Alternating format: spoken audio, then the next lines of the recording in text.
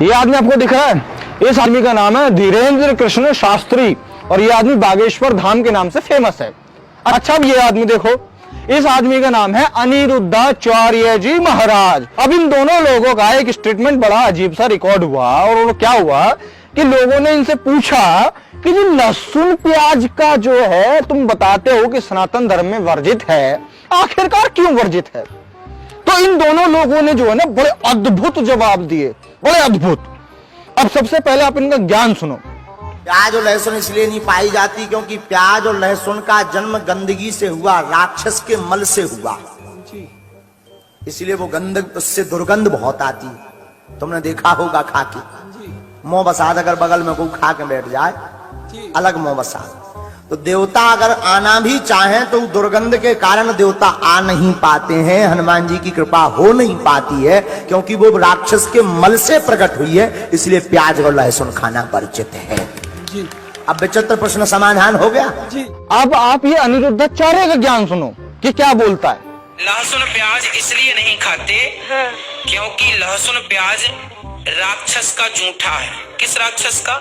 राहु नाम का एक राक्षस था। समुद्र मंथन हुआ तो समुद्र मंथन में मोहिनी भगवान ने सब देवताओं को अमृत पिलाया, तो देवताओं के बीच में एक राहु नाम का दैत्य चंद्रमा और सूर्य के बीच में जाकर देवता बनकर खड़ा हो गया।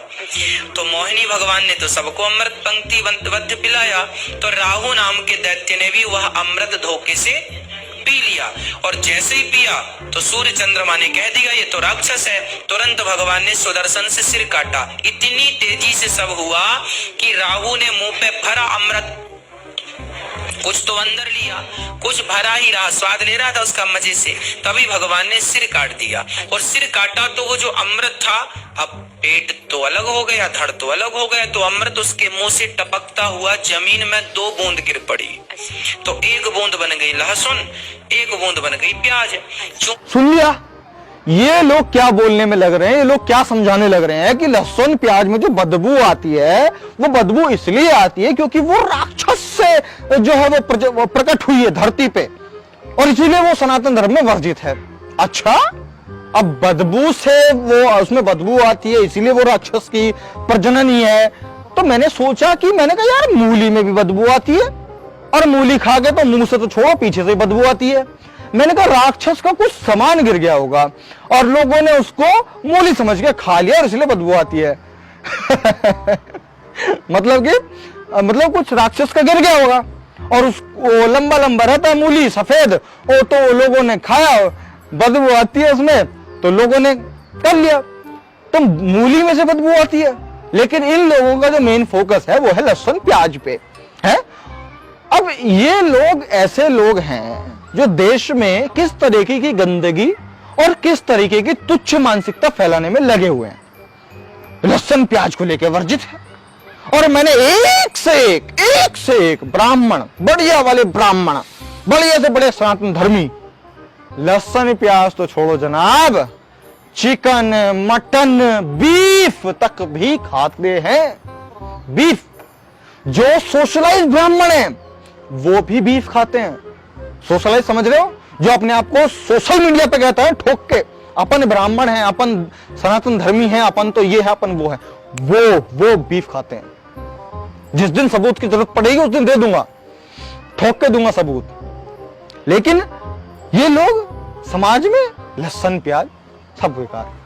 अबे भाई, जैसे खीरा उग रहा है, जैसे आलू उग रही है, जैसे तुम्हारा भिंडी उग रही है, ऐसे तुम्हारा लहसुन और प्याज उग रहा है। अब उसमें बदबू आती है तो लहसुन प्याज की गलती थोड़ी है, ऐसे तो बदबू मूली में से भी आती है और मूली की बदबू मुंह से तो कम पिछवाड़े से ज्यादा आती है। तो तुम उसे क्या कहोगे कि राक्षस का कुछ सामान गिर गया था या राक्षस ने कुछ अंदर पंदर डाल दिया था? मतलब क्या था? उसको कैसे कनेक्ट करोगे राक्षस से? कैसे कनेक्ट करोगे? लेकिन नहीं कि जनता तो भूतिया है, कुछ भी बता दो सब समझ जाएगी, सब मान लेगी। और लोग बेवकूफ, मेरे बाबा जी ने बता दिया कि लहसुन प्याज क्यों वर्जित है, लहसुन प्याज क्यों नहीं खाने चाहिए। तो इसीलिए देखो भाई साहब, ऐसा है कि ये लोग तो मूर्ख बनाने लगे हुए थे, लगे हुए हैं और आगे भी लगे रहेंगे। अब आपके ऊपर बात है, आपको बचाव करना है कि नहीं करना है। ये बाबा अनिरुद्धाचार्य है, ये कहता है कि लहसुन प्याज अमृत भी है, बहुत सारी बीमारियों में ये आपका सहयोग भी करता है। लेकिन नहीं, राक्षस का पाठ है, राक्षस का फला है, तो ये राक्षस है। ठीक है भाई, जिसको खाना है खाओ, जिसको नहीं खाना ना खाओ। जो खाएगा उसको लहसुन प्याज के फायदे होंगे, जो ना खाओ अपने से मरो। समाज का तो यही एक वो है दायित्व कि जो करेगा उसका भला होगा, जो ना करेगा उसका ना भला होगा। तो बस यही मेरा एक थोड़ा सा थॉट है कि इन लोगों के झांसे में ना आए। ये लोग आपको बेवकूफ समझते थे, बना रहे हैं और कल भी बनाएंगे। तो अगर आपको बचना है तो इन लोगों से बचो और इनसे दूरी बना करके रखो। और लहसुन प्याज छोंक के खाओ, छोंक के मस्त तरीके से। अब चाहे उसमें कुछ भी डालो, नमक, प्याज, मिर्च, मसाला, आलू और डाल के मस्त तरीके से खाओ। तो ठीक है साथियों, मैं प्रशांत बुद्ध, मिलता हूं आपसे अगली वीडियो में। तब तक के लिए बहुत बहुत शुक्रिया। Thank you so much.